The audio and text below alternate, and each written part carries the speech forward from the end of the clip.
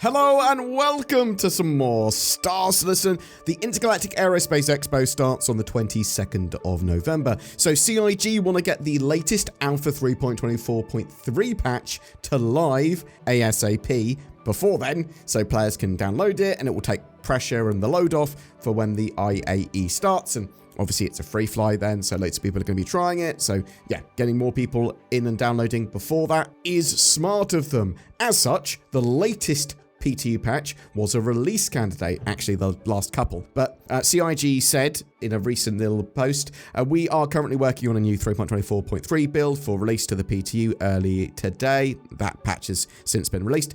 This includes further fixes for expo halls as well as multiple Polaris Hull C docking arm fixes. This is a live release candidate for as early as Wednesday.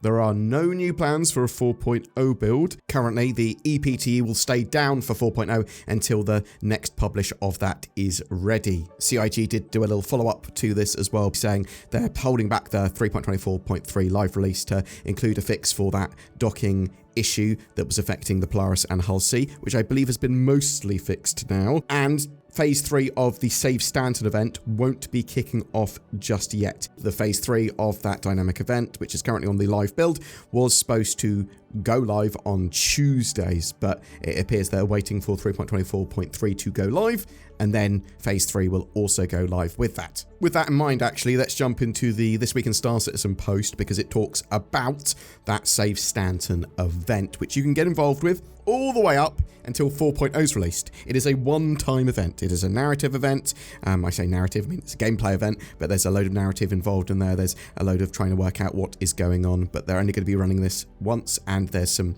permanent unlocks with some pyro lasers that you can get for completing this, and you can jump into the phases whenever. So phase 1 of Save Stanton kicked off with reports of pirate attacks on civilian and commercial vessels. Local security forces were overwhelmed and Stanton called upon willing citizens to join the fight. Early missions had players investigating a wave of attacks and uncovering initial clues. Phase 2 brought the mystery into sharper focus as investigations revealed that a shadowy criminal outfit, the Slicers, were behind the chaos. Players then faced off against the gang's forces in high-stakes planetary skirmishes and space battles. The CDF called all hands to tackle Slicer strongholds and halt escalating attacks. So Phase 3 should be going live probably later today, hopefully with that 3.24.3 live patch. And if you complete all of the missions before Alpha 4.0 launches, you'll get some exclusive pyro laser repeaters. Friday 22nd of November, the Intergalactic Aerospace Expo 2954 Day 1 launches. So this kicks off and they're going to be releasing a Crusader Intrepid Q&A. That Crusader Intrepid will be flyable. CIG will be having the IAE show as well, so your ultimate guide to ships, vehicles, and associated gameplay in the verse. That's effectively replacing Inside Star Citizen, I believe, this week at least. So there's a lot going on with 3.04.3 patches. In fact, there have been 2 patches released recently that have been deemed release candidates. On the 18th, they had a build which contained multiple server crashes, vehicle physics performance optimizations, further fixes for habitation doors being locked, and some IAE signage updates. Basically, it was a load of the bits they had done over the weekend just chucked into a patch. Then again, yesterday, we had some rental adjustments and expo polish for the IAE, multiple docking arm fixes for the Polaris and the Hull C to help them avoid spawning inside the station geometry instead of being attached to the docking arm. There's further Terrapin Medic thruster audio polish and a fix for the Aral backpacks that weren't properly being shown on players when equipped. So the testing focus is still stability and bug fixes, the IAE halls, the Save Stanton event, a load of new vehicles with the Polaris, the Starlancer Max, the Crusader Intrepid, the Anvil Terrapin Medic, and the updated Anvil Terrapin, as well as the Hornet Mark II Tracker and Ghost, the R and S variants respectively. The patch is in a pretty good state for the most part. Performance and stability still a big one. They're trying to get that into the best state as possible. The thing is, at the moment, still, CIG are having problems with lots of edge case problems, which amalgamate into some players just having a terrible time in Star Citizen and some people having a great time. You want to be closer to everyone having a great time without so many edge cases. I suppose it is alpha for a reason, but CIG obviously want the game to be in the best state for the IAE because so many people are going to be playing it for the first time. There are loads of minor things that can be done in the game, or quite low-hanging fruit that probably won't be addressed until 4.0 now.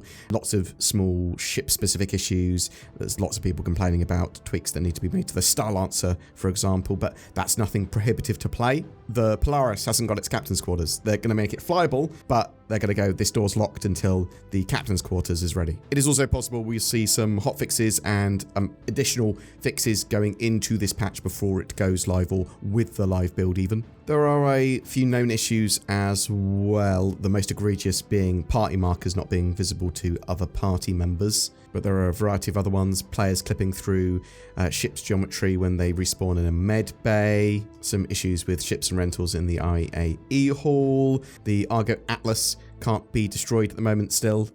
You're still vulnerable in there as a person, but the actual the Atlas suit for some reason is still indestructible. Obviously that's not intended.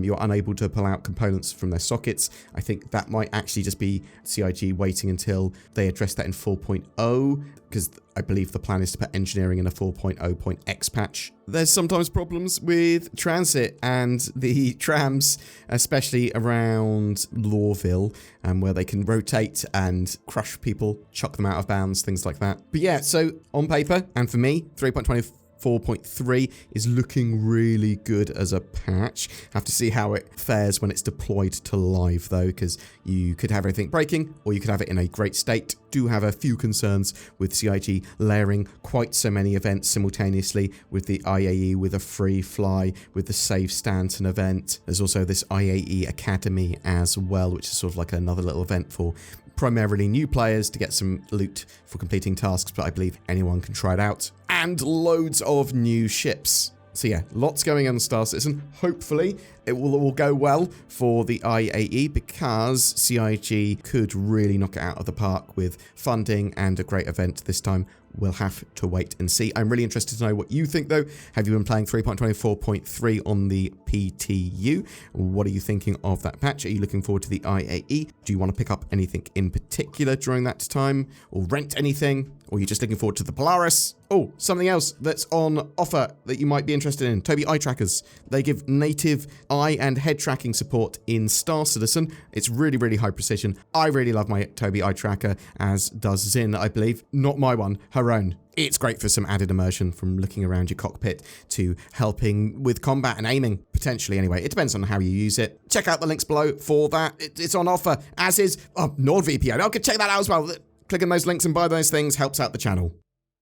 Welcome to the Intergalactic Nord Expo, where there's only one vehicle here, the vehicle for better internet security, accessibility, and privacy. I wish I could watch Netflix in Japan or Pyro or whatever. Boom! I can, and I'm so protected. It's not a concept. You can fly with nordvpn.com/BoredGamer today. And with NordVPN, you don't need any variants, but it is pay to win, because you need to buy it or get a subscription, and then you win. Use the links below to get massive discount.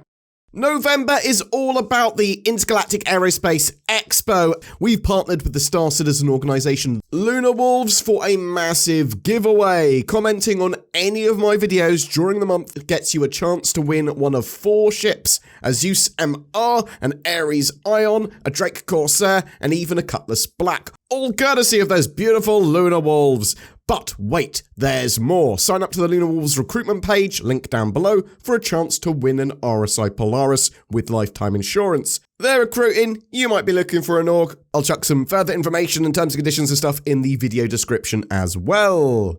Don't forget to click on the join button under my videos. That goes a long way to help support the channel. Thank you so much to you that have already done that. Zin and I play a load of games after work and stuff, and we want to chuck those up for people that have gone the extra mile to support us, either on Patreon or via that join button.